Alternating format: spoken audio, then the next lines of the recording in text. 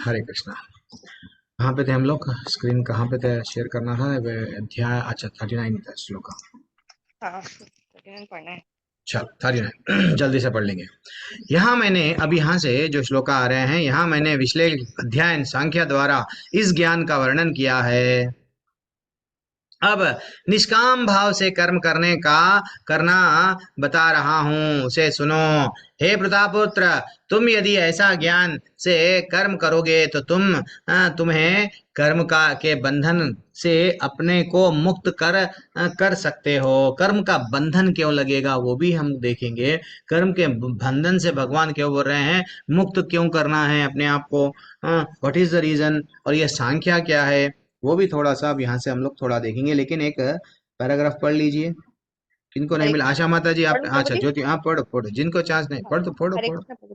हाँ, हम्म, his divine grace AC भक्ति विधान श्री प्रभुपाद की जय। अनुवाद प्रभुपाद द्वारा। वैदिक कोश निरुक्ति के अनुसार सांख्य का अर्थ है विस्तार से वस्तुओं का वर्णन करने वाला, तथा सांख्य उस दर्शन के लिए प्रयुक्त मिलता है जो आत्मा को वास्तविक प्रकृति का वर्णन करता है। और योग का अर्थ है इंद्रियों का निग्रह। अर्जुन का युद्ध न करने का प्रस्ताव इंद्रिय तृप्ति पर आधारित था।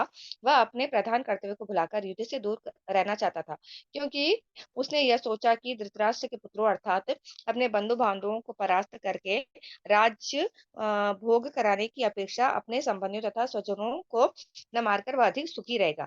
दोनों ही प्रकार से मूल सिद्धांत तो इंद्रिय तृप्ति था। उन्हें जीतने से प्राप्त होने वाला सुख तथा स्वजनों को जीवित देखने का सुख, ये दोनों इंद्रिय तृप्ति के धरातल पर एक है, क्योंकि इससे बुद्धि तथा कर्तव्य दोनों का अंत हो जाता है। अंततः कृष्ण ने अर्जुन को बताना चाहा कि वह अपने पितामह के शरीर का वध करके उनकी आत्मा को नहीं मारेगा। उन्होंने यह बताया कि उनके सहित सारे जीव शाश्वत प्राणी हैं। वे भूतकाल में प्राणी थे, वर्तमान में भी प्राणी रूप में हैं और भविष्य में भी प्राणी बने रहेंगे, क्योंकि हम सब शाश्वत आत्मा हैं। हम विभिन्न प्रकार के केवल शारीरिक परिधान बदलते रहते हैं और इस भौतिक वस्त्र के बंधन से मुक्ति के बाद भी हमारी पृथक सत्ता बनी रहती है। भगवान कृष्ण द्वारा आत्मा तथा शरीर का अत्यंत विषाद वैश्लेषिक अध्ययन प्रस्तुत किया गया है और निरुक्ति कोश को शब्दावली में इस विशद अध्ययन को यहाँ सांख्य कहा गया है। इस सांख्य का नास्तिक कपिल के सांख्य दर्शन से कोई सरोकार नहीं है। इस नास्तिक कपिल के सांख्य दर्शन में बहुत पहले भगवान कृष्ण के अवतार भगवान कपिल ने अपनी माता देवहूति के समक्ष श्रीमद् भागवत में वास्तविक सांख्य दर्शन का प्रवचन किया था। उन्होंने स्पष्ट बताया कि पुरुष या परमेश्वर क्रियाशील है और वे प्रकृति पर दृष्टिपात करके सृष्टि की उत्पत्ति करते हैं। इसको वेदों ने तथा गीता ने स्वीकार किया है। वेदों में वर्णन मिलता है कि भगवान ने प्रकृति का दृष्टिपात किया और उसमें आणविक जीवात्मा प्रविष्टित कर दी। ये सारे जीव भौतिक जगत में इंद्रिय तृप्ति के लिए कर्म करते रहते हैं और माया के वशीभूत होकर अपने को भोक्ता मानते रहते हैं। इस मानसिकता की चरम सीमा भगवान के साथ सायुज्य प्राप्त करना है। यह माया अथवा इंद्रिय तृप्ति जन्य मोह का अंतिम पाश है और अनेकानेक जन्मों तक इस तरह इंद्रिय तृप्ति करते हुए कोई महात्मा भगवान कृष्ण यानी वासुदेव की शरण में जाता है, जिससे परम सत्य की खोज पूरी होती है। हरे कृष्ण। पढ़ो प्रभु जी। हरे कृष्णा माता जी, थैंक्स लॉट माता जी।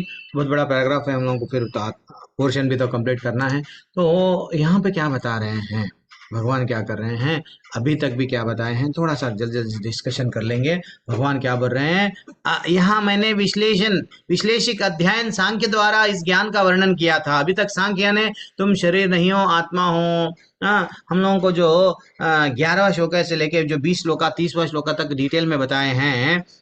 फिर बाद में पाप कैसा नहीं लगेगा वो बताएं। लेकिन इसके बाद में ये जो अभी बुद्धि योग के माध्यम से अब क्या बोल रहे हैं, अब निष्काम भाव से कर्म करना बता रहा हूँ।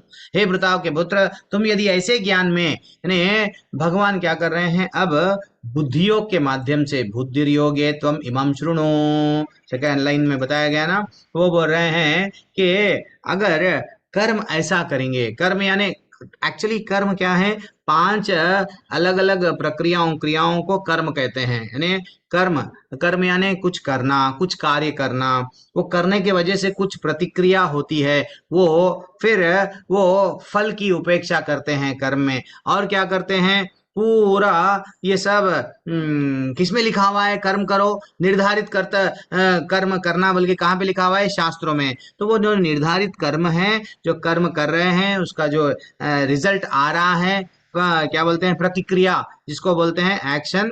देन फिर बाद में उसको क्या बोलते हैं? रिएक्शन। फिर बाद में उसको क्या बोलते हैं? रिजल्ट जो आता है, फल फल जो आ रहा है, उसको क्या बोलते हैं? फ्रुक्टिव एक्शन। एंड फाइनली ये सब मिला के एक चैन बनता है, इसको बोलते हैं कर्म। अब भगवान क्या बोल रहे हैं? हर कोई कर्म कर रहा है, लेकिन बुद्धि, बुद्धि योग ने भगवान की, भगवान से कनेक्टेड होके, भगवान से कृष्ण भावनामृत में रह के धीरे धीरे से अगर आप कर्म करेंगे तो डेफिनेटली जो है सो आपका उद्धार होगा। हाँ, वैसे ही नास्तिक कपिल क्या कर रहे थे? देखो, हमको आवश्यकता नहीं है, भगवान का नाम लेने की जरूरत नहीं है। सिर्फ हम ये समझ गए, नास्तिक कपिल पहले, एक भगवान कपिल है भागवतम में, और नास्तिक कपिल जो पहले आए थे, उन्होंने क्या बोलने लगे? नहीं, भगवान का नाम लेने की कोई, भगवान जैसा कोई वस्तु नहीं है, भगवान का नाम लेना तो दूर, भगवान ही नहीं है। सिर्फ हम लोग, आत्मा अलग है, शरीर अलग है, ये मालूम हो गया हमको, ये दो अलग है, तो फिनिश, हम भगवान धाम चले जा सकते। ठीक है ना? और भौतिक प्रकृति किस किस किस चीजों से बनी हुई है? अच्छा, ये चीज से, तत्वों से बना हुआ है। शरीर भी हमारा कुछ भौतिक तत्वों से बना हुआ है, ये भी अच्छा जान लिए तो बस हम यहाँ से निकल जा सकते। तो ये गलत है। तो एक्चुअली कर्म बंधन, कर्म से बंधन क्यों लगेगा? एक्चुअली या तो पाप करेंगे या जीवन भर कर्म करेंगे। अभी तो क्या बोला? कर्म करना है तो हम लोग कुछ कार्य करेंगे, वो कार्य से हम लोग को प्रतिक्रिया होगी, फिर वो फल मिलेगा। फल कौन सा मिलेगा? पुण्य का फल या पाप का फल? तो इसमें हम लोग बंधन में जकड़ जाएंगे। तो भगवान क्या बोल रहे हैं? अभी जो स्लाइड पे भी है, चैतन्य महाप्रभु भी, चैतन्य चैतन्य के आदि लीला में बताया गया कि आत्मेंद्रिय प्रीति वांछा, तारे बलि काम, कृष्णेंद्रिय प्रीति इच्छा, थारे प्रेम नाम। वो बोल रहे हैं अपनी इंद्रिय तृप्ति के लिए क्या है? मत करो। अगर अपनी इंद्रिय तृप्ति के लिए हम कर रहे हैं, वो वासना है। अगर भगवान के लिए, भगवान को प्रसन्न करने के लिए अगर हम कर रहे हैं, वो रियल प्रेम है। भगवान भी बोले हैं, क्या बोले हैं? 10वें अध्याय के 10वें श्लोका में बोले हैं, तेषां सतत युक्तानां भजतां प्रीति पूर्वकम ददामि बुद्धि योगम तम। मैं उन पे, जो लोग मेरी सेवा करते हैं, उनको ये मैं बुद्धि देता हूँ। क्या बुद्धि देता हूँ? जिसके द्वारा वो मुझ तक आ सके। भगवान स्वयं बोल रहे हैं। तो बुद्धि योग क्या है? बुद्धि योग डायरेक्ट भगवान से संबंध कैसा हमारा एस्टेब्लिश करना, ये है। भगवान से डायरेक्ट हमारा कनेक्शन कैसा, वो हमको धीरे धीरे से अब बताएंगे। और एक अच्छा सा भागवतम का श्लोका है, क्या है वो श्लोका? कि एवं नृणाम क्रिया योगा सर्वे संसृष्टि हेतवा। वो बोल रहे हैं, thus when all the man's activities are dedicated the service of Lord, those very activities which cause the bondage becomes the destroyer of tree। एक बार भगवान से जुड़ते हुए, पहला अध्याय का पांचवा, पहले स्कंद का पांचवा अध्याय का 34वां श्लोका में भगवान भागवतम में बता रहे हैं, एक बार अगर भगवान से जुड़ते हुए कर्म करेंगे तो कर्म बंधन से छूट जाएगा एक व्यक्ति, कर्म बंधन नहीं लगेगा। भागवत भी हमको यही बता रहा है। ये नहीं कि जीवन भर प्रवृत्ति मार्ग, मैं कुछ भी करके पैसा हुआ कमाऊंगा, इतना कमाऊंगा, आगे बढ़ूंगा, धनवान बनूंगा। ठीक है, कोई लोग क्या करते हैं? सन्यासी बन जाते हैं। मैं ये, वो कल एक प्रभु जी मंदिर में मिले, प्रभु जी मालूम, मैं महबूब नगर में ये कर रहा हूँ, वो कर रहा हूँ, 80,000 की नौकरी छोड़ दिया हूँ, मैं घर दार सब छोड़ दिया हूँ, क्या कर रहा हूँ? तो बोलने का मतलब, ना तो प्रवृत्ति मार्ग ना तो निवृत्ति मार्ग। अगर आप दोनों में मार्गों में भी भक्ति का मार्ग अपनाए नहीं, आप प्रवृत्ति कर रहे हैं, भक्ति में भी है, बहुत अच्छी बात है। आपको जो पैसा आ रहा है, कृष्ण के लिए थोड़ा सा खर्चा करो, कृष्ण के लिए थोड़ा सा आप समय दो, आपका धन दो। फिनिश। प्रवृत्ति करना गलत बात नहीं है। निवृत्ति कर रहे हैं, सबको दे रहे हैं, कृष्ण को आके बोल रहे हैं, देखो मैं सबको जो जो चीज बांट दिया, अब मैं तुम्हारे पास में खाली हाथ आ गया हूं। निवृत्ति मार्ग। भगवान, भगवान बोल रहे हैं, मैं, मेरे लिए कुछ कर्म करो, यद करोषि यद। वहां पे हम भगवान के लिए कुछ नहीं कर रहे हैं, सिर्फ अपनी इंद्रिय तृप्ति के लिए। तो ये गलत है। तो ये श्लोका थोड़ा सा बड़ा है, तो इसलिए अब यहाँ से जो भी श्लोकाएं आते हैं वो हिट करते जाते हैं। क्या, कहाँ पे हिट करते हैं? कि डायरेक्टली, वो बोलते हैं कर्म करने से क्या मिलेगा, अगर कर्म करके रुक जाएंगे तो क्या मिलेगा। ब्यूटीफुल श्लोका है। नेहापि कर्म नाशोस्ति प्रत्योवायो न विद्यते स्वल्पमपि अस्य धर्मस्य। वो बोल रहे हैं इस प्रकार, इस प्रयास में ना तो हानि होती है, ना तो ह्रास, अपितु इस पथ पर की गई अल्प प्रगति भी महान भय से रक्षा कराती है। पहला श्लोका एक ही पढ़ो, पहला तात्पर्य एक ही पढ़ो, पहला पैराग्राफ। ठीक है, कोई नहीं। हरे कौन है? कृष्ण प्रभु जी। आशा माता जी पढ़िए जल्दी से। तात्पर्य प्रभुपाद जी द्वारा, प्रभुपाद जी की जय। हम्म। कर्म का सर्वोच्च दिव्य गुण है। कृष्ण भावनामृत में कर्म या इंद्रिय तृप्ति की आशा न करके कृष्ण के हित में कर्म करना, ऐसे कर्म का लघु आरंभ होने पर भी कोई बाधा नहीं आती है, न कभी इस आरंभ का विनाश होता है। भौतिक स्तर पर प्रारंभ किए जाने वाले किसी भी कार्य को पूरा करना होता है, अन्यथा सारा प्रयास निष्फल हो जाता है। किंतु कृष्ण भावनामृत में प्रारंभ किया जाने वाला कोई भी कार्य अधूरा रहकर भी स्थायी प्रभाव डालता है। अतः ऐसे ही कर्म करने वाले को कोई हानि नहीं होती, चाहे कर्म अधूरा ही क्यों ना रह जाए। यदि कृष्ण भावनामृत का 1% भी कार्य पूरा हुआ हो तो उसका स्थायी फल होता है। अतः अगली बार 2% से शुभारंभ होगा, किंतु भौतिक कर्म में जब तक 100% सफलता प्राप्त न हो तब तक कोई लाभ नहीं होता। अजामिल ने कृष्ण भावनामृत में अपने कर्तव्य का कुछ ही प्रतिशत पूरा किया था, किंतु भगवान की कृपा से उसे 100% लाभ मिला। हरे कृष्ण प्रभु जी। हरी बोल। क्या बोल रहे हैं, जैसे कि हमारे, मैं ये लेवल 1 में हम लोग जो डिस्कशन करते थे, 100 माला करना था। अगर हम लोग 80 माला करें, ये जन्म में चले गए तो क्या होता है, नेक्स्ट जन्म में हमको वो 81 यानी 81 माला, अगर फिर जो रिमेनिंग 20 माला कर लिए, सीधा भगवत धाम चले जा सकते। तो ये ऐसा है। वो बोल रहे हैं ये जो भक्ति भगवान की आध्यात्मिक जगत में जो तुम प्रयास कर रहे हो, भगवान के लिए जो कुछ कर्म कर रहे हो, वो वेस्ट नहीं जाएगा।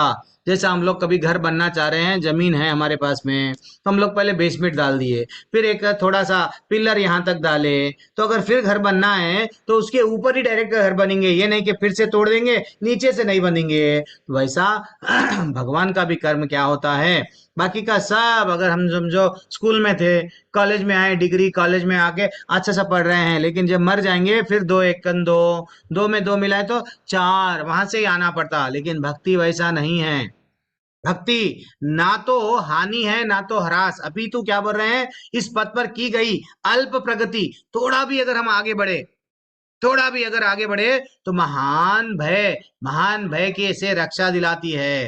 यानी आध्यात्मिक जगत में हम लोगों को डेफिनेटली, ये देखो अजामिल का आचार्य स्वयं बता रहे हैं। आचार्य क्या बता रहे हैं, अजामिल की कहानी में हम लोग देखे कि अजामिल ऐसा ब्राह्मण था, कन्या को जगह से थे वो, हाँ, बहुत बड़ा अच्छा सा ब्राह्मण थे। लेकिन क्या हुआ, जैसे ही वो अपने आंखों से जंगल में देखे, आंखों से जंगल में देखे, देखने की देरी है, वो क्या करने लगे, अच्छा सा पत्नी, माँ बाप, बच्चों को सबको त्याग दिए, एक वैश्य को ला लिए। लेकिन जो पहले जो भक्ति करे, पहले जो भक्ति करे, that is what very important है, वो वेस्ट नहीं गया, वो वेस्ट नहीं गया। अल्टीमेटली भगवान उनको फिर से अपने भगवान भगवान के दूत भेज दिए। ये हमको कहानी मालूम है, हम वहां पे नहीं जाएंगे।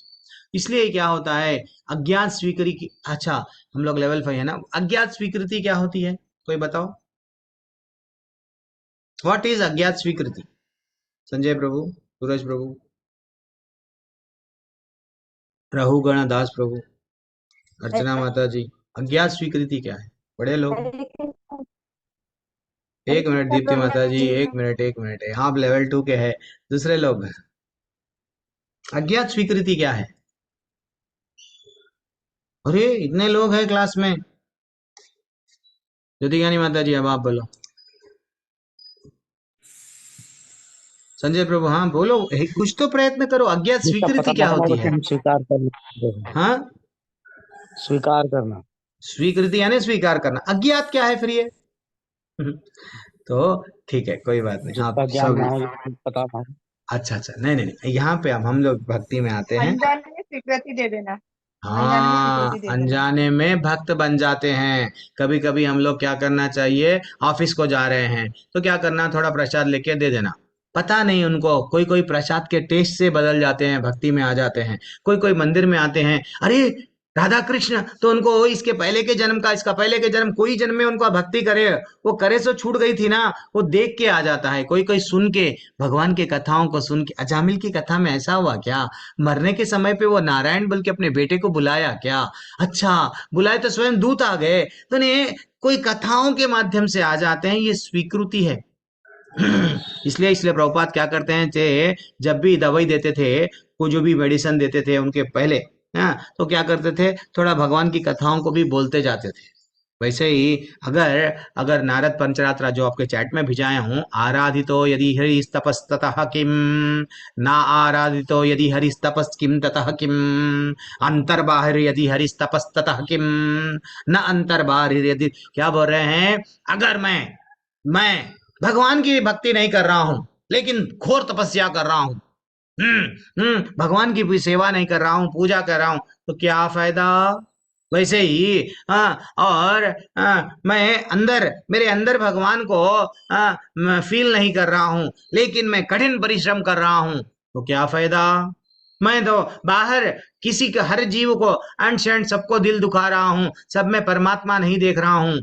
सांख्य का दर्शन जो हम लोग परसों एग्जाम भी लिख रहे थे, कपिल, जो हम लोग डिटेल में हम लोग जब भागवतम की स्टडी पढ़ते हैं, वहां पे कितना अच्छा सा बताए हैं कि सब लोग अपने माँ को बता रहे थे कि वो भगवान कपिल, सब में क्या करना है, भगवान को देखना है, सबकी अनुभूति ये करना है, लेकिन मैं कठिन तपस्या कर रहा हूँ, लेकिन सबको मैं गलत कर रहा हूँ, तो ये क्या है, भगवान को प्रसन्न प्रसन्न नहीं होंगे।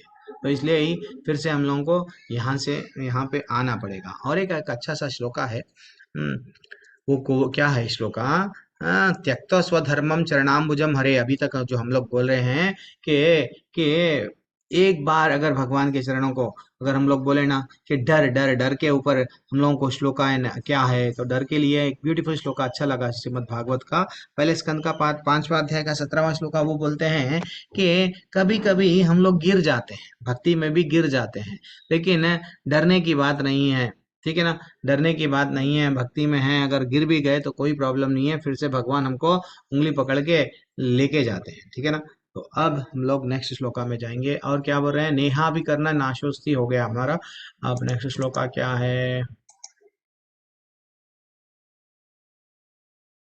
अच्छा यहाँ पे है ना, आपको यहाँ पे भी बताया गया है ना, यदि कोई अपना धर्म छोड़कर कृष्ण भावनाव्रत के काम करता है, तो फिर काम पूरा ना होने के कारण नीचे गिर जाता है। आचार्य इसके पहले के तात्पर्य में बता रहे हैं, जो ही वही जो श्लोका अभी मैं बोला, कि यदि कोई अपने भौतिक कार्यों को पूरा करता है, तो इससे उसको क्या लाभ होगा, अथवा जैसे ही जैसे ईसाई कहते हैं, यदि कोई अपनी शाश्वत आत्मा को खोकर संपूर्ण जगत को पा लेता, तो मनुष्य को इससे क्या लाभ होगा? सही बात है ना। भगवान के चरणों को छोड़ के अगर सब कुछ उसके पास में आ गया, तो क्या क्या क्या फायदा उसका, कुछ भी सब चीज वेस्ट है उसके लिए। इसलिए यहाँ पे श्लोका बताया गया। अब नेक्स्ट श्लोका 41 श्लोका, व्यवसायत्मिका बुद्धिर एके हा कुरु नंदना, बहुशाखा है अनंतश्च बुद्धयो व्यवसायिनाम। जो यानी भक्ति के मार्ग पे, जो ये मार्ग पे जो चलता है, हाँ, वे इस प्रयोजन में दृढ़ रहते हैं, उनका लक्ष्य भी एक होता है। एक गुरुनंदन दृढ़ प्रतिज्ञ नहीं है, जो दृढ़ दृढ़ प्रतिज्ञ नहीं है, उनकी बुद्धि अनेक शाखाओं में विभक्त है। ये श्लोका श्रील प्रभुपाद को बहुत अच्छा लगता है, तो श्रील प्रभुपाद कई जगहों पे ये श्लोकाओं को बोल के बताए हैं। ब्यूटीफुल श्लोका है। चलो, और ये श्लोका श्रद्धा के बारे में भी डिटेल बताते हैं। चैतन्य चैतन्य में से भी एक श्लोका कोट किया गया है, पढ़ो, एंटायर 1 पैराग्राफ पढ़ लो, जो जिसको अभी तक चांस नहीं मिला पढ़ो। तात्पर्य श्री प्रभुपाद जी के जला, श्री प्रभुपाद जी की जय, पढ़ो ना, नहीं पढ़ना है? हरे कृष्ण प्रभु जी। कैसी है आपकी हेल्थ? आप बोल रहे हैं यू आर हैविंग फीवर। प्रभु उतर गया। ठीक है, राइट, पढ़िए। तात्पर्य श्रीला प्रभुपाद द्वारा, श्रीला प्रभुपाद की जय। यह दृढ़ श्रद्धा की कृष्ण भावनामृत द्वारा मनुष्य की जीवन की सर्वोच्च सिद्धि प्राप्त कर सकेगा। व्यवसायत्मिका बुद्धि कहलाती है। चैतन्य चरितामृत में मध्य 22.62 कहा गया है कि श्रद्धा शब्दे विश्वास कहे सुदृढ़ निश्चय, कृष्ण भक्ति कैले सर्व कर्म कृत है। श्रद्धा का अर्थ है कि अलौकिक वस्तु में अटूट विश्वास। जब कोई कृष्ण भावनामृत के कार्यों में लगा होता है तो उसे परिवार, मानवता या राष्ट्रीयता से बंध कर कार्य करने की आवश्यकता नहीं होती। पूर्व में किए गए शुभ अशुभ कर्मों के फल से ही उसे सकाम कर्मों में लगाते हैं। जब कोई कृष्ण भावनामृत में संलग्न हो तो उसे अपने कार्यों के शुभ फल के लिए प्रयत्नशील नहीं रहना चाहिए। जब कोई कृष्ण भावनामृत में लीन होता है तो उसे सारे कार्य आध्यात्मिक धरातल पर होते हैं, क्योंकि उनमें अच्छे तथा बुरे का द्वैत नहीं रह जाता। कृष्ण भावनामृत की सर्वोच्च सिद्धि देहात्म बुद्धि का त्याग है। कृष्ण भावनामृत की प्रगति के साथ क्रमशः यह अवस्था स्वतः प्राप्त हो जाती है। कृष्ण भावनामृत व्यक्ति का दृढ़ निश्चय ज्ञान पर आधारित है। वासुदेव सर्वम इति स महात्मा सुदुर्लभ। कृष्ण भावनामृत व्यक्ति अत्यंत दुर्लभ जीव है जो भली भांति जानता है कि वासुदेव या कृष्ण समस्त प्रकट कारणों के मूल कारण है। जिस प्रकार वृक्ष की जड़ सींचने पर स्वतः ही पत्तियां तह टहनियां में जल पहुंच जाता है, उसी तरह कृष्ण भावनामृत होने पर मनुष्य प्रत्येक प्राणी की अर्थात अपने परिवार की, समाज की, मानवता की सर्वोच्च सेवा कर सकता है। यदि मनुष्य के कर्मों से कृष्ण प्रसन्न हो जाए तो प्रत्येक व्यक्ति संतुष्ट होगा। अब यहाँ पे रुक जाएंगे। अब हम लोग जैसा कि एक पेड़, ये तो आपको मालूम है, अब यही है पेड़ का एग्जाम्पल देखो। एक पेड़ अपने जड़ जितना मजबूत है, पेड़ उतना स्ट्रांग रहता है। वैसे ही हमारा दृढ़ संकल्प, हम लोग व्यवसायत्मिका, व्यवसाय यानी दृढ़ संकल्प, आत्मिका यानी आत्मा वाली दृढ़ संकल्प से अगर हम लोग बिल्कुल डिसाइड हो गए, यस प्रभु जी, हम लोग निश्चय कर लिए भक्ति में टिकना है, तो उतनी बुद्धि ही स्ट्रांग होती है। जितना हमारा दृढ़ संकल्प होता है, वो जैसा पेड़ को क्या चाहिए, जड़ चाहिए, वैसा हमारी बुद्धि अगर स्ट्रांग होना तो हमारा जड़ क्या है, हमारा संकल्प ही हमारा जड़ है। हाँ, तो वन पॉइंटेड क्या बोलते हैं, डिटर्मिनेशन। बस मेरे को तो सिर्फ गोलोक जाना है, मेरे को भगवान को प्रसन्न करना है, मेरे को भगवान के लिए ही कर्म करना है। ये जब एक व्यक्ति, अगर हम लोग दृढ़ हो जाते हैं, जो भी हम लोग, हमारी श्रद्धा है अच्छी सी दृढ़ हो जाती है भगवान में। इसलिए तो वो श्लोका यहाँ पे कोट करे हैं, क्या बोल रहे हैं, श्रद्धा शब्दे विश्वास है। वो बोल रहे हैं श्रद्धा का अर्थ क्या है, अलौकिक वस्तु में अटूट विश्वास, भगवान में, भगवान के नाम में। हाँ, ये नाम वो नाम है जो चंडाल को भी जो है सो उद्धार करता है। 6वें स्कंद का 33वां अध्याय का 7वां श्लोक का अहो बता स्व पचाओ तगरियान। वो बोल रहे हैं, हे प्रभु, आपके पवित्र नाम का जप करने वाले भले ही चंडाल जैसे निम्न परिवार से क्यों ना हो उत्पन्न हो, किंतु वह आत्म साक्षात्कार के सर्वोच्च पद पर क्या हो सकता है, उठ सकता है। जब चंडालों को नाम तो लेना, लोग तो बोलते हैं भगवान को देखे तो हम बदलते। तो एक श्लोका, ब्यूटीफुल श्लोका आता है भागवतम का, कि वो बोल रहे हैं कि आप ना भगवान को देखना तो जो जान दो दूर है, अगर चंडाल एक बार भी नाम ले भी लिया, नाम ले रहे सो सुन भी लिया, तो भी वो भगवत धाम जाने के लिए यस भगवत धाम जाने के लिए रेडी हो जाएगा। तो इतने अलग अलग हम लोगों को माध्यम से वो बोल रहे हैं, हमारी बुद्धि क्या हो गई है, अब विभक्त हो गई है। पहले हम लोग दीक्षा लेने के पहले हम लोग कंफ्यूजन में थे, दीक्षा लेने के पहले, न तो भक्ति में इस्कॉन में आने के पहले, हाँ हाँ, हम लोगों को समझ में नहीं आ रहा था। हमारी भी बुद्धि व्यवसायत्मिका यानी अलग अलग जगहों पे हमारी भटक रही थी। हम लोगों को ये नहीं समझ में आ रहा था क्या मेरे लिए अच्छा है, क्या मेरे लिए बुरा है, क्या ये मेरे लिए आगे जाके बेनिफिट होगा, श्रेयस्कर है, क्या मेरे लिए श्रेयस्कर नहीं है, क्या सही है, क्या गलत है। यही हमारी क्या हो रही थी, डिवाइड हो गई थी, क्योंकि हमारे पास में नहीं था। क्या नहीं था, वो बुद्धि नहीं थी। तो अब हम लोग भगवान गुरु की शरण में आए हैं, गुरु से चंद लोग दीक्षा ले लिए हैं हमारी बैच में। तो गुरु से जब दीक्षा ले हैं तो हमारा दृढ़ संकल्प, जो पहले हम लोग बोलते थे सबको भी भगवान मानते थे, माँ बाप भी क्या है भगवान ही है, देवी देवताएं क्या है भगवान ही है, लेकिन भगवान के वैसा आदर करो, अनादर मत करो। लेकिन भगवान कौन है समझो, जरा जन्म मृत्यु व्याधि से जो निकालता है वो क्या है समझो। तो जब हमारी क्या हो गई, दृढ़ विश्वास किस पे आ गया है, भगवान पे, देन धीरे धीरे से हम लोग क्या करेंगे, टिकेंगे।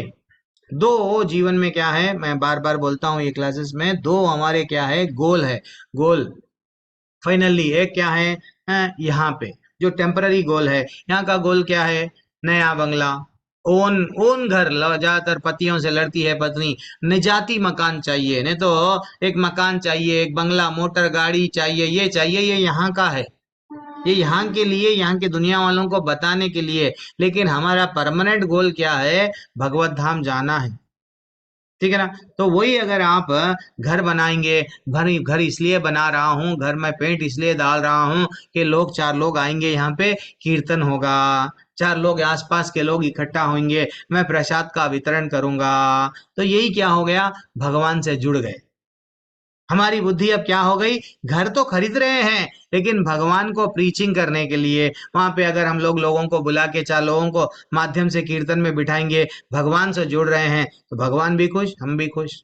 तो जो भी हम हमारे कर्म कर रहे हैं, देखो श्रील प्रभुपाद कितना दृढ़ थे।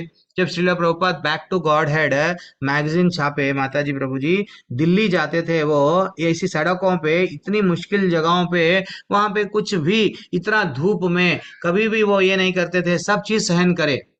इसलिए दिल्ली में, दिल्ली शहर में कि हर जगह जगह पे 17 जगह लोग एक मंदिर बनाने के लिए परेशान होते हैं, 17-18 जगह पे महाराज जो में क्या बोलते हैं, मंदिर बना दिए हैं। तो वहां पे इतना दृढ़ संकल्प के साथ में उनको विश्वास था, मैं डेफिनेटली कृष्ण भगवान के बारे में कुछ ना कुछ, मेरे यहाँ गुरु का आदेश है, मैं पालन करूंगा। बस ये एक विश्वास रहना चाहिए। हम जब दीक्षा लेते हैं, गुरु हमको कुछ नियम बताते हैं, मंत्र भी बताते हैं, तो वो विश्वास गुरु पे रहना चाहिए। हाँ, मेरे गुरु यही है जो मेरे को भगवत धाम लेके जाएंगे, ये दृढ़ संकल्प आएगा तो व्यवसायत्मिका बुद्धि बनेगी। तो भगवान का जो श्लोका है फिर से पढ़ो, इस मार्ग पर चलने के वे प्रयोजन में दृढ़, अगर हम दृढ़ रहते हैं तो हमारा लक्ष्य क्या हो जाता है, एक ही होता है। नहीं तो ठीक है, गए तो जाएंगे, नहीं तो नहीं जाएंगे।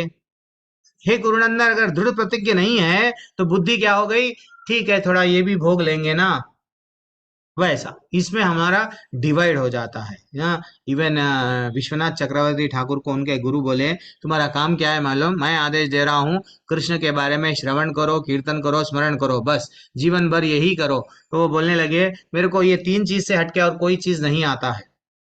इसलिए ही हम लोगों को भी हमारी मर्जी में नहीं, अब एक बार भक्ति में आ गए, हमारी मर्जी नहीं चलना चाहिए, भगवान की मर्जी क्या है, भगवान को प्रसाद खा रहे क्यों, भगवान को प्रसन्न करने। तो क्या प्रतिकूल है, क्या अनुकूल है, जो ये परिस्थितियों में मैं जो कर रही हूँ, इससे क्या मेरे भगवान प्रसन्न होंगे, ये व्यवसायत्मिका बुद्धि को लेके जाएगा। इसलिए आचार्य यहाँ पे बताते हैं, एक श्लोका कोट करे, यस्य प्रसादात भगवत प्रसादो यस्य प्रसादान न गति कुत, क्या बोलते हैं, हम सुबह में डेली गाते हैं, देखो प्रभु जी, संचार दावा नल नल लीद लोका, उसमें श्लोका है, क्या बोल रहे हैं, गुरु की तुष्टि से भगवान प्रसन्न हो जाते हैं, और वह गुरु को प्रसन्न किए बिना कृष्ण भावनामृत के स्तर पर तक पहुंच पाना कोई भी संभव नहीं है। गुरु की तुष्टि क्या है, गुरु हमको बता रहे हैं, बेटा नियम का अच्छा पालन कर ले। हाँ, मैं जो बोल रहा हूँ, गुरु को तुष्ट कब कर सकते हैं, गुरु की सेवा कब कर सकते हैं, गुरु की वाणी और वापू में वापू सेवा हम कर रहे हैं क्या, गुरु से सुन रहे हैं क्या, गुरु से नहीं सुन रहे हैं तो फिर गुरु के बताए हुए मार्ग पर कहाँ चलेंगे। थोड़ा सा हम लोगों को भगवान को प्रसन्न कर रहा है तो गुरु के भी डेफिनेटली डेफिनेटली सुनना पड़ेगा, आचार्यों से सुनना पड़ेगा। भक्ति आसान नहीं है माता जी प्रभु जी। भक्ति में क्या होता है, भक्ति में मेरे को भी, आपको भी ऐसे ऐसे कठिन परिस्थितियों का सामना करना पड़ता है। भक्ति में तो लोग ज्यादातर क्या करते हैं, परेशानी आ गई भक्ति छोड़ो, प्रलोभन कभी कभी आता है, अरे मैं 1 करोड़ दे दूंगा, 50 लाख में ऐसा ये मिल रहा है, न तो इतना सैलरी आएगा आपको, चलो आप थोड़ा ज्यादा काम करो, सुबह में भी करो रात में भी करो, चलो माला चले गई क्योंकि हमको एकदम कितना सैलरी मिल रही, 5 लाख की महीना का सैलरी मिल रही है, सब छोड़ दो। तो ये क्या है, प्रलोभन और प्रॉब्लम्स के वजह से हमारी भक्ति छूट जाती है, अगर हम व्यवसायत्मिका बुद्धि नहीं है तो। यानी हमारी बुद्धि कैसी नहीं है, दृढ़ नहीं है। दृढ़ संकल्प के साथ में अगर हम लोग श्रद्धा नहीं है भगवान पे, दृढ़ संकल्प नहीं है, तो हम लोग प्रलोभन भी आए तो निकल जाते हैं भक्ति में से, और प्रॉब्लम्स आए तो भी हट जाते हैं। ठीक है ना, वो बोलते हैं नहीं, नजर हटी दुर्घटना घटी। वैसे ही नजर कृष्ण से हट जाती है तो दुर्घटना जीवन की क्या घटती है कि हम कृष्ण से विमुख हो जाते हैं, चले जाते हैं कहाँ पे, नरक नहीं तो स्वर्ग। ये हमारे लिए बहुत बड़ी दुर्घटना है, स्वर्ग भी जाना। हरिदास ठाकुर के जीवन में प्रॉब्लम आया, 21 बाबा बाजार में उनको कोड़े से मारा गया, उनके टुकड़े टुकड़े कर देते, हम तुम्हारे शरीर को हरिनाम मत बोलो, लेकिन वो हरिनाम नहीं छोड़े, प्रॉब्लम आया। फिर हरिदास ठाकुर के जीवन में प्रलोभन आया, सुंदर सी स्त्री, वो गुफा में बैठे हुए थे, एकांत में थे, अकेले थे, गांव कुछ नहीं था, शहर नहीं था, अकेले थे। जब वो एक स्त्री आके बोलने लगी थोड़ा मेरे साथ में एकांतवास करो ना, वो बोल रहे थे प्रलोभन में नहीं पड़े, नहीं फंसे। अल्टीमेटली ये क्यों आता है, जब हम लोग दृढ़ प्रतिज्ञ बनते हैं, तभी हम लोग हमारे मार्ग में क्या होते हैं, यस भगवत धाम जाने के लिए रेडी। प्रॉब्लम्स तो आते हैं, लेकिन अब वो बोल रहे हैं कि हम लोग भ्रमित क्यों होते मालूम, ज्यादातर लोग भ्रमित। अब वेदों के बारे में ये जो 4-5-15 मिनट की जो क्लास है, वेदों के बारे में हम जानेंगे। काफी लोगों को डाउट रहता है, ये 15 मिनट की क्लास थोड़ा सा ध्यान पूर्वक सुनो। यहाँ पे क्या बोलते हैं, वेदों में क्या बताया प्रभु जी, वेदों में बताया गया कि वो बोल रहे हैं यम इमं पुष्पितम वाचम प्रवदन्ति अविपश्चितः वेदवादा रता पार्था नन्यत् अस्तितिवादिनः कामात्मनः स्वर्गपरा जन्म कर्म फलप्रदान क्रिया विशेष भू। वो बोल रहे हैं कि भोग ऐश्वर्य गतिम, एक मिनट मैं स्क्रीन निकाल दिया हूँ।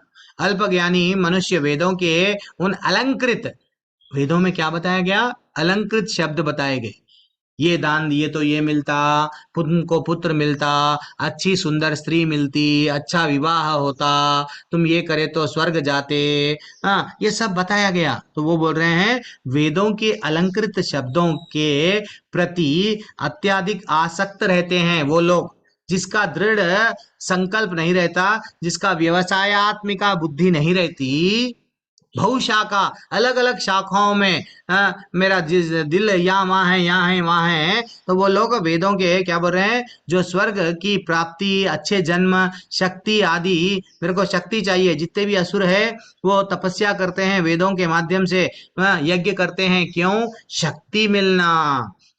और विविध सकाम कर्मों में लोग ब्राह्मण लोगों के पास में जाते हैं, पुण्य होता ये करो, पुण्य होता, पुण्य क्यों, स्वर्ग जाने के लिए। तो वो बोल रहे हैं इंद्र तृप्ति तथा ऐश्वर्य जीवन की अभिलाषा के कारण वे कहते हैं कि इससे बढ़कर और कुछ भी नहीं है, बस यही हमको इम्पोर्टेंट है। तो ये वेदों का हमारे लिए ये क्या बोलते हैं, मीठा जहर है, मीठा जहर है। हम वेदों के बारे में थोड़ा सा डिस्कशन करेंगे, लेकिन पैराग्राफ एक पढ़ो जिसको अभी तक चांस नहीं मिला। सबको चांस मिल गया, दीप्ति माता जी ठीक है, नहीं पढ़ रहे हैं। हरे कृष्ण प्रभु जी। दीप्ति बोलते आप है, दीप्ति तालेकर, दीप्ति और एक चौरसिया माता जी। ठीक, तात्पर्य श्रीला प्रभुपाद नहीं, द्वारा श्रीला एक प्रभुपाद। एक 2 लोग दीप्तियां हैं यहाँ पे, ठीक है, कोई बात नहीं, पढ़ो पढ़ो पढ़ो। क्यों श्रीला नहीं पढ़ना प्रभुपाद। चाह रहे हैं क्या, नहीं तो कोई बात नहीं, आप लोग तात्पर्य नहीं पढ़ना है तो कोई बात नहीं, मैं डायरेक्ट श्लोका श्लोका पढ़ लूंगा, मेरे को कुछ नहीं है। आपको अगर तात्पर्य पढ़ने में झिझक हो रही है, मैं पढ़ लूंगा, ठीक है। तात्पर्य श्री प्रभुपाद जी के द्वारा, श्री प्रभुपाद जी की जय। साधारण सब लोग अत्यंत बुद्धिमान नहीं होते, और वे अज्ञान के कारण वेदों के कर्मकांड के भाग में बताए गए सकाम कर्मों के प्रति अत्यधिक आसक्त रहते हैं। वे स्वर्ग में जीवन का आनंद उठाने के लिए इंद्रिय तृप्ति करने वाले प्रस्तावों से अधिक और कुछ नहीं चाहते।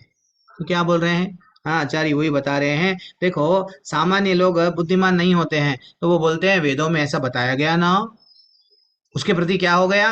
अब यहाँ पे क्या, ये श्लोकाओं को हम लोग अगर पांच भाग में बांटेंगे। क्या बोल रहे हैं? अल्पज्ञानी मनुष्यों को क्या बताया गया? अल्पज्ञानी मनुष्य वेदों की अलंकारी भाषा से क्या रहते हैं? आसक्ति आती है। किससे आसक्ति आती है? पहला, स्वर्ग से। हाँ, और क्या होता है? अच्छा जन्म होना प्रभु जी, अच्छा जन्म से, शक्ति से, फिर इंद्रिय तृप्ति से, और लाइफ फाइनली क्या करते हैं कि हमको और कुछ नहीं चाहिए, यही चाहिए। तो श्लोका 41 श्लोका क्या बोल रहा था हमको कि बुद्धि योग में हम लोगों को क्या बोल रहे थे? अलग अलग बारे में 41 श्लोका बताए, और 42 श्लोका में भोगों से अगर हम लोग आसक्ति रखेंगे तो हमारा क्या हो जाता है, हमारा बुद्धि कैसा विभाजित हो जाती है वो बताए। फिर बाद में अब क्या बता रहे हैं कि आसक्ति, ये इंपॉर्टेंट है कि ये जो आसक्ति क्यों आती है मालूम? हम तुम भक्ति क्यों नहीं करते मालूम? भक्ति हेतु अहेतु की रहना, लेकिन तुम लोग क्या करते हो? भक्ति करते हो, बिजनेस करते हो, ऐसा ऐसा आरती करते हो, ये दो वो दो वो दो मांगते रहते हो। तो एक्चुअली देखा गया तो ये सब किसमें था? वेदों में ऐसा बताया गया, ये करे तो वो मिलता। और क्या बोल रहे हैं? वास्तव में वेदों में कहा गया है कि जो स्वर्ग जाना चाहता है उसे यज्ञ संपन्न करना चाहिए। और अल्पज्ञानी मनुष्य सोचते हैं कि वैदिक ज्ञान का सारा अभिप्राय इतना ही है। वेदों का सार क्या है मालूम? भगवान की भक्ति नहीं है। वेदों का सार क्या है? स्वर्ग जाना, अच्छे भोगों को भोगना। तो ये भगवत गीता हमको सिखाती है कि वेदों का सार वो नहीं है, क्योंकि सर्वस्य चाहम हृदि सन्निविष्टो मातः स्मृतम ज्ञानम अपोहनम च वेदैश्च वेद। वहां पे क्या बोला गया? 15वें अध्याय का 15वां श्लोका स्वयं भगवान कृष्ण बोलते हैं, वेदों के माध्यम से अगर कुछ जानना है बेटा तो मेरे को जान। मैं तेरे को 4 वर्ण और 4 आश्रम क्यों बनाया हूं कि तू समझ, वेदों में फंस जा मत, वेदों की अलंकारी भाषा में तू फंस जा मत। मेरे को ये चाहिए वो चाहिए वहां फंस जा मत। वेदों के माध्यम से मेरी सेवा कर, मेरे को जान। अततो ब्रह्म जिज्ञासा क्या है? तू करके निकल जा। तेरा शरीर यहाँ पे मिला है, तू जिज्ञासा मेरे बारे में कर। हीरोइन कितने बार हीरो से डाइवोर्स ली है, और एक हीरो कितने बार शादी कर लिया, सचिन कितने सेंचुरी मारा, ये जिज्ञासा मत कर। भगवत धाम जाने का जिज्ञासा कर। ये वेदों के माध्यम से भगवान को प्राप्त करना इंपॉर्टेंट है। लेकिन भगवान बोल रहे हैं हम सब किसमें गिर रहे हैं? इसमें ही, किसमें? फंस जा रहे हैं। ठीक है ना? तो इसलिए क्या कर रहे हैं, वेद जब ये वेदों के बारे में जब टॉपिक चल रहा है तो वेदों को थोड़ा सा जानेंगे। 4 वेद है।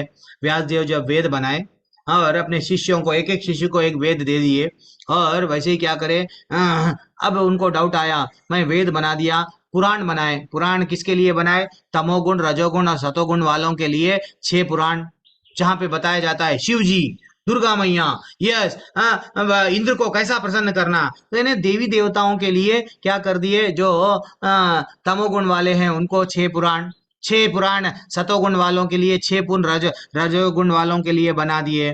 फिर लास्ट में डाउट आया, स्त्रियों के लिए, शूद्रों के लिए ना, और जो ब्राह्मण परिवार में जन्म लिए लेकिन ब्राह्मण के जैसा उचित कर्म नहीं कर रहे हैं, उनको द्विज बंधु बोला जाता है, उनके लिए मैं कुछ नहीं लिखा। तो उनके लिए क्या करें? धर्म अर्थ काम मोक्ष के बारे में डिटेल में जानने के लिए क्या करें? महाभारत की रचना करें। फाइनली क्या हो रहा है, ये जो भी हमारा जो भगवत गीता पढ़ रहे हैं, ये भी क्या है? गीता उपनिषद बोलते हैं। लोग बोलते हैं फिर वेदांत सूत्र क्या है प्रभु जी? जब वेदों का टॉपिक चल रहा है तो वेदांत सूत्र क्या है? वेदाओं में, ये उपनिषदों में कई लाखों लाखों लाखों श्लोकाएं हैं। तो वो श्लोकाओं का जैसा जिप फाइल रहती है कंप्यूटर में, वो उनको कुछ फार्मूलाज बनाए, अभी जो मैं आता तो ब्रह्म जिज्ञासा बोला, अहम ब्रह्मोस्मि बोला, बोलेंगे जो रावण बोलते थे मैं ही ब्रह्म हूँ, वो गलत है। एक्चुअली वेदांत सूत्र में कुछ फार्मूलाज दिया गया है, उसका मीनिंग अलग है, लेकिन ये लोग गलत मीनिंग बताते हैं, आचार्य हमको समझाते हैं। तो ये जो फ्लवरी लैंग्वेज है, ये पुष्पितम वाचम बोलते हैं ना, इसमें हम लोग क्या करते हैं, वेदों में बताया गया है स्वर्ग क्यों जाना चाहिए, यहाँ पे बताते देखो, यहाँ पे मैं पढ़ा था, ये क्या बोलते हैं वेदों में, ऐसा बताया गया है कि सोमरस पीने के अधिकार ही हो जाते हैं। अगर तुम स्वर्ग जाएंगे तो सोमरस मिलेगा। जैसे यहाँ Coca Cola, Pepsi, Thums Up पी के आनंद उठाते हैं, वहां पे भी एक रस मिलेगा, आनंद में रहेंगे। और वहां पे और क्या करते हैं, जिनमें दैवी सुंदरी स्त्रियों का संग तथा प्रचुर मात्रा में सोमरस उपलब्ध होगा, वहां अप्सराएं नाचेंगे स्वर्ग में, अच्छा सा ना एंजॉय। तो ये जैसे ही कोई सुनता है ना, अच्छा अप्सराएं, अच्छा वहां पे भोग करना है, चलो वेदों में जो बताया है वो ही करेंगे। तो भगवान इसका खंडन कर रहे हैं। भगवान बोल रहे हैं ये जो मैं नॉलेज देने जा रहा हूं अर्जुन, ये इंपॉर्टेंट है, ये इंपॉर्टेंट है। स्वर्ग जाएंगे, आगे जाके फिर बोलते हैं स्वर्ग भी ये मेरे ब्रह्मांड के अंदर ही, यूनिवर्स के अंदर ही आता है, ठीक है ना। जब हम लोग 14 भुवन वो जो बोलते हैं, ब्रह्मा जो गर्भोदक्षाई विष्णु से लेके ब्रह्मा जी की तक जो 14 लोक है, उसमें स्वर्ग भी एक ऊपर एक जगह है, एक लोक है। वहां से क्षिणे पुण्य मृत्युलोकम विशांति, 9वें अध्याय का 21वें श्लोका के माध्यम से फिर नीचे आ जाते हैं हम। तो हमको नीचे ऊपर लिफ्ट में जाना नहीं है, लिफ्ट से निकलना है। तो लिफ्ट से निकलना है तो वेदों में फंसना नहीं है, वेदों में फंसना नहीं है। इसलिए ही नारद जी बोले, किसको, प्राचीन बरही से बोले कि चौथे चौथे अध्याय का 32वां श्लोक ऑफ 40 से, एक मिनट में आपको एक चैट में डाल देता हूँ, ब्यूटीफुल श्लोका है, ये सबके लिए काम में आएगा। वो बोले कि प्राचीन बरही से, you should never get out of ignorance, take the Vedic rituals और टू फ्रक्टिव एक्टिविटीज विच में बी प्लीजिंग टू हियर। कानों को अच्छा लगता है, स्वर्ग जाए तो ऐसा मिलता है। लोग बोलते हैं वहां पे नूर रहती है, ये रहती है, वो रहती है, आनंद आता है, तो उसमें फंसो मत। विच में appear the goal of, you should never take this to be ultimate goal of life. हमारा जीवन का चरम लक्ष्य क्या है, भगवान को प्राप्त करना है, लेकिन स्वर्ग प्राप्त करना नहीं है, ये भागवत बताता है। भागवत और भी बताता है, क्या बताता है कि अगर अगर एक तुम गृहस्थ में हो, गृहस्थ में हो है तो क्या करना है, गृहस्थ में तो आ गए प्रभु जी, तो गृहस्थ में हम लोग सीरियसली है, हम सब गृहस्थ है ना प्रभु जी, क्या करना। भागवत में कुछ श्लोका है क्या, तो गृहस्थ में बताता है, बताते हैं कि patiently, क्या बोल रहे हैं, religious householder life in which one is attracted to material happiness, thus also attracted to superficial explanation of Vedas। तो ये यहाँ पे क्या बोल रहे हैं, तुम भगवान को तुम्हारा जीवन समर्पण करने के लिए मिला है, लेकिन तुम वेदों के माध्यम से तुम अपना जीवन, ये जो नाव है, ये व्यर्थ गंवा दिए। तो इसलिए जितना हो सके उतना क्या करना है हमको, वेदों में 4 प्रकार के, मैं आपको पीपीटी नहीं बना सका, लेकिन मैं आपको बताता हूँ, वेदों के 4 पक्ष होते हैं। 4 पक्ष क्या होते हैं प्रभु जी, बोल तो वेदों में एक्चुअली क्या बताया गया, धर्म अर्थ काम मोक्ष। धर्म यानी पहले पुण्य करो, इसको बोलते हैं भौतिक पक्ष, याद रख लो। वेदों में 2 है, एक भौतिक पक्ष, एक आध्यात्मिक पक्ष। भौतिक पक्ष क्या बताता है वेदों में, वे ये करे तो ये मिलता, वो क्या है, धर्म। फिर वो धर्म के बाद धर्म, पुण्य करो, पुण्य करो, पुण्य कमाएंगे तो अर्थ मिलता, अर्थ में यानी आनंदमय जीवन, एंजॉयफुल जीवन। धर्म हो गया अर्थ। अब कामनाएं आती है, कामनाओं को इंद्रिय तृप्ति कैसा करना, वहां पे बताया गया। फिर मोक्ष, जब धर्म हो गया, का अर्थ हो गया, काम हो गया, अब मोक्ष। लेकिन चैतन्य महाप्रभु बताते हैं इस सबसे एक ऊपर भी एक पुरुषार्थ है, पंचम पुरुषार्थ। वो क्या है, भगवान की भक्ति। वो चैतन्य महाप्रभु लेके आए हैं, धर्म अर्थ काम मोक्ष पे नहीं नहीं रुकना बेटा, इसके आगे भी और है, जो भगवत धाम जाने का करो। तो एक छुपावा है, वेदों में छुपा हुआ क्या है, उसको बोलते हैं वेदों के 3 आध्यात्मिक पक्ष है। आध्यात्मिक पक्ष क्या होते हैं कि ये हमको चैतन्य महाप्रभु आके ये इस्कॉन में जब भी जो कोई भी प्रचार में आते हैं, ये जीवन में याद रख लेना कि हम लोग पूरा इस्कॉन की फिलॉसफी हम लोग जब बोलते हैं तो हाँ, वेदों में सिर्फ लोग दुनिया पूरी फंसी हुई है। ब्राह्मण के पास में जाओ, ये हवन कर लो, ये मिलेगा, ये करेंगे, ये दान दोगे, ये मिलेगा, ऐसे बोलते हैं। ये बात सही है, वो इंद्रिय तृप्ति के लिए, सुख के लिए वो हमको करना चाहिए तो कर लो, लेकिन आप भगवत धाम नहीं जाएंगे। लेकिन वास्तविकता में वेदों में क्या बताया गया है, तुम्हारा संबंध क्या है, भगवान से संबंध क्या है, भगवान कौन है। हाँ, भगवान के पास में तुम असल वास्तविक संबंध, भगवान तो बोल दिए ममई वांशो जीवलोके जीवभूता सनातना, 15वें अध्याय का 7वां श्लोका। लेकिन तुम कौन है बाबा, भगवान कौन है, तुम्हारा वास्तविक संबंध क्या है, ये समझो। ये कहाँ पे है, छुपा के रखा गया, किसमें, वेदों में। अभिधेय, अभिधेय क्या है, उधर जाना कैसा, मैं भगवान की कैसा सेवा करे तो वहां जा सकता हूँ। भगवान को फूल चढ़ाना, भगवान को अलंकार करना, सुबह में उठ के आरती ऐसा करना, अच्छा अभिषेक ऐसा, तो ये सब हमको क्या बताया गया, अभिधेय। देन फाइनली जीवन का लक्ष्य क्या रहना चाहिए, प्रयोजन, जीवन में यहाँ जी तो ले रहे हैं, लेकिन जीवन का प्रयोजन क्या है, वेदों में बताया गया है कि ये प्रयोजन क्या है, भगवत धाम वापस जाना। तो भगवान बोल रहे हैं ये डिस्ट्रैक्शन है, ये जो हमको बताया गया है ये डिस्ट्रैक्शन है, ये डिस्ट्रैक्शन से बचो, कैसा, योगा में स्थित हो। योग में स्थित हो का मतलब क्या है, भगवान से जुड़ो। बस यहाँ पे आके हम लोग रुकेंगे। क्या समय हो रहा है, 8:05 हो रहे हैं, 44। एक श्लोका, ठीक है मैं रुक जाता हूँ। एक मेरे को आंसर भी देना है, कौन सा, एक शरीर में 2 आत्माएं रहते हैं, आशा माता जी पूछे हैं, मैं रुक रहा हूँ। कंटिन्यू करूँ एक 5 मिनट, नहीं, कुछ डाउट है। अच्छा दीप्ति माता जी आप रेडी है, do you want to take, okay. यहाँ दीप्ति माता जी, यहाँ पे दो, ठीक है। किसी का कोई डाउट, हरे कृष्ण। तो एक डाउट पूछा गया लास्ट पिछले सप्ताह में कि एक शरीर में 2 आत्माएं रहते हैं, ये स्मृति गुप्ता माता जी भी मेरे से पूछे थे। तो डाउट का कोई आंसर देना चाह रहे हैं,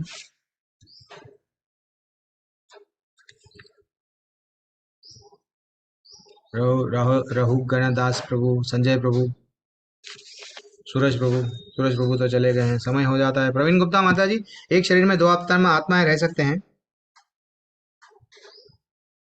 हरे कृष्णा प्रभु जी। अर्चना माता जी, जी प्रभु जी, एक शरीर में आत्मा और परमात्मा दोनों रह सकते हैं। दोनों तो रह सकते हैं, आत्मा और परमात्मा तो रह सकते हैं, 100% बात वो बोल रहे हैं। आशा माता जी का प्रश्न क्या है, कभी कभी आशा माता जी आप ही पूछे ना जल्दी से। अरे आशा माता जी, नहीं मत, मुझे लगा प्रभु जी आपने मुझे नोटिस ही नहीं किया आज। हरे कृष्णा। नहीं क्यों नहीं किया हूँ, आप बोलो ना प्रवीण माता जी, नहीं से नोटिस सबका भी करता हूँ, लेकिन क्लास तो, हाँ प्रवीण माता जी बोलो, वो माता जी का प्रश्न है, आपका क्या टेक अवे है। एक शरीर में, जैसा हॉरर मूवीज में बताया जाता है कि आत्मा अंदर चले जाती है, उसको डरा देती है, तो नहीं ये प्रभु जी, आत्मा, नहीं नहीं ये नहीं भूत नहीं प्रभु प्रेत, जी, सिर्फ आत्मा और परमात्मा दो ये रहते हैं एक शरीर में। ये आपका टेक अवे है। भगवान और को ज्योति गाने माता जी, जी सब लोग देखो लेवल 5 है, तो सीरियसली पार्टिसिपेट करो, बस चंद लोग है, 10-12 लोग, सब लोग तो क्लास तो हरे हो गई कृष्ण है। प्रभु जी, हम्म धन्यवाद। हम्म। शायद मैं गलत हो सकती हूँ, पर मेरा विचार है ऐसा, क्योंकि है ना, जैसे कुछ बुरी आत्माएं हैं तो वो मतलब अट्रैक्ट करने की कोशिश करती हैं दूसरी आत्माओं के ऊपर। सही बात है।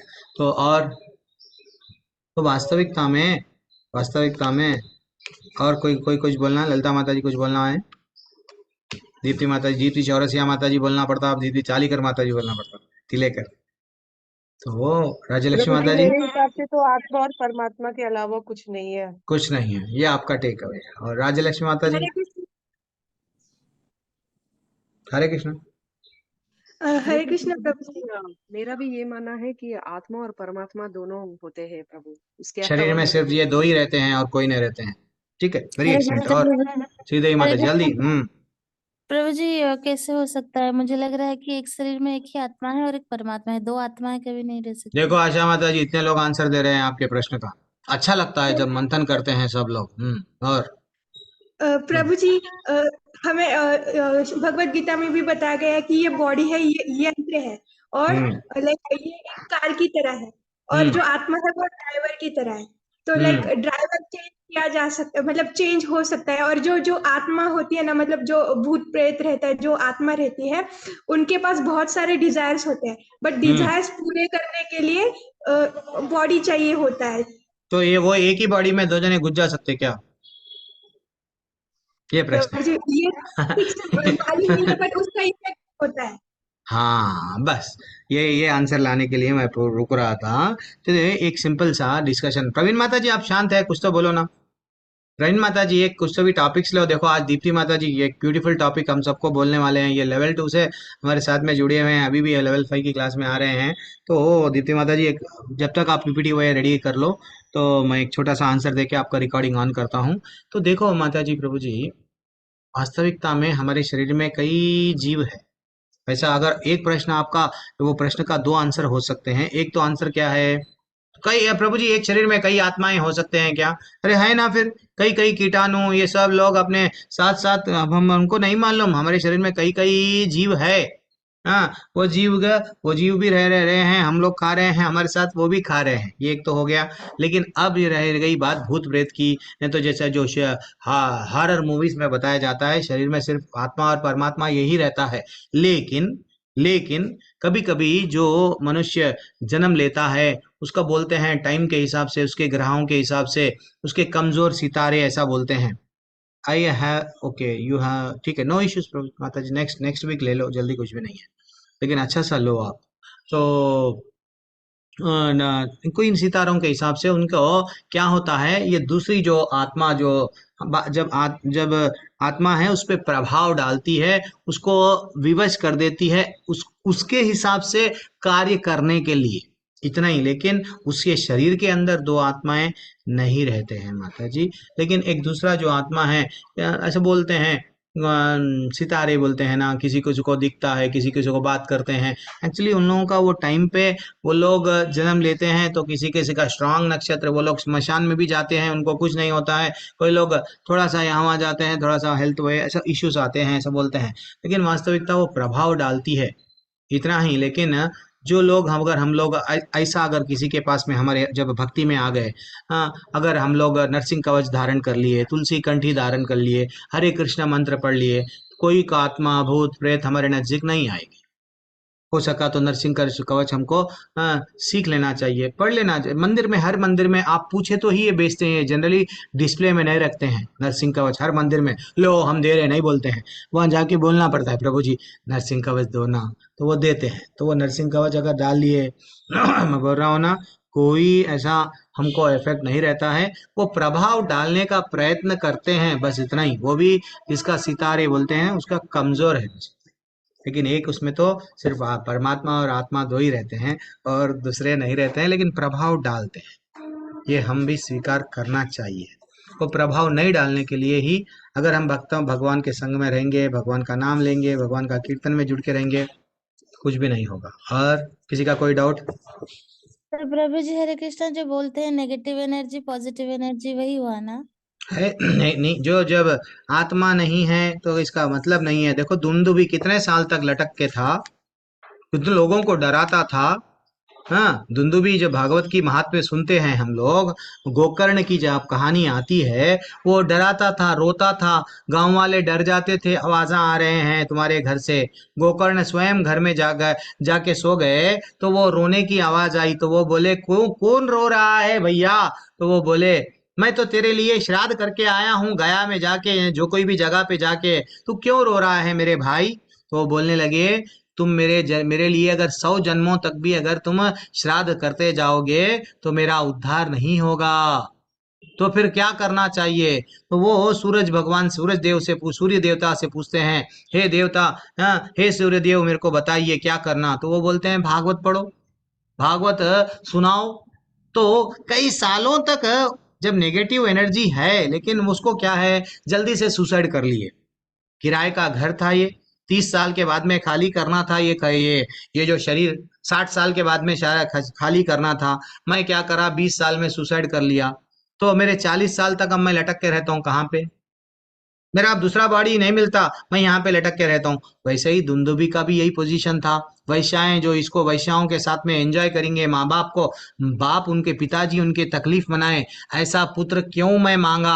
आत्मदेव जो नाम था, क्यों मेरे को दिए भगवान? ऐसा तो पुत्र तो मर जाना ठीक था। वो क्या करे, जंगल में चले गए। माँ कुएं में गिर के मर गई। इतना तकलीफ, इतने यातनाएं देते थे। अल्टीमेटली उसकी मृत्यु कैसा हुई? वैश्या उसको ही मार के उसको ही घर में डाल दिए। उसका उद्धार सिर्फ भागवत सुन के हुआ।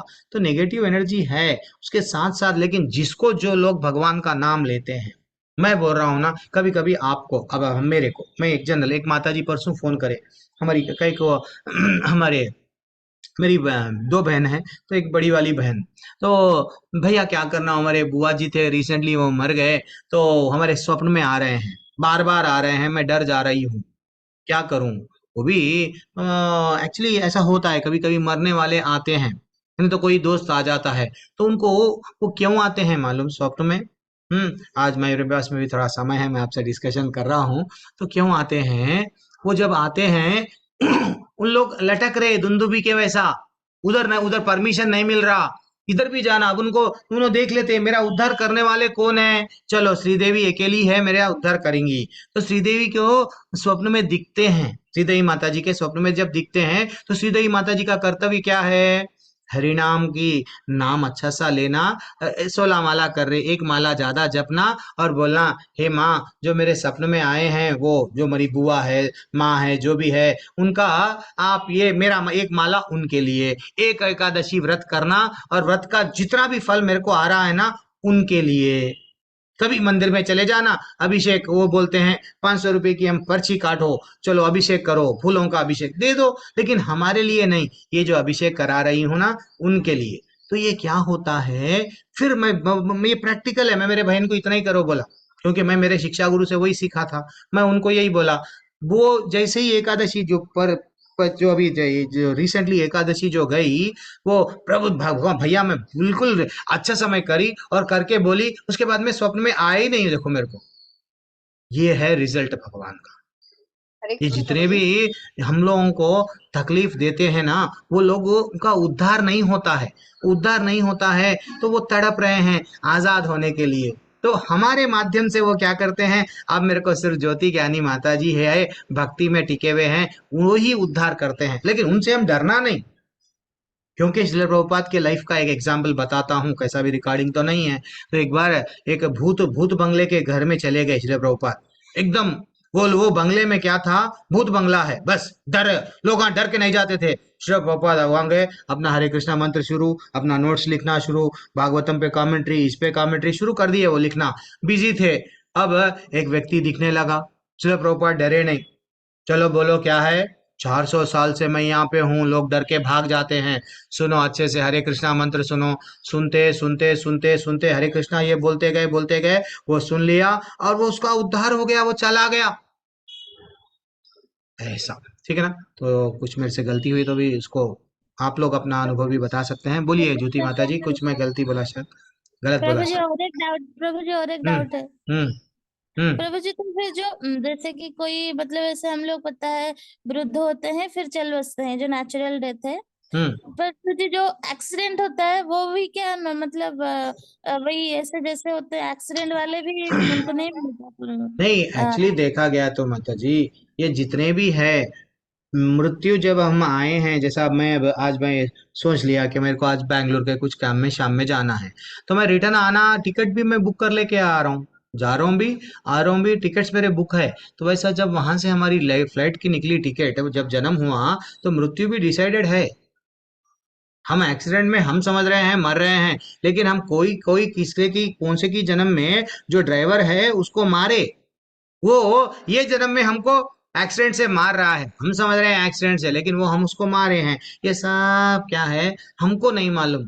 तो इसलिए ही भगवान क्या कर रहे हैं आज के इस श्लोकों के माध्यम से, कर्म के बंधन में फंसे हुए रहते हैं, तो ये बंधन से अगर मुक्त होना है तो हरि के चरण को स्वीकार कर लिए, कर्म के बंधन से निकल जाते हैं।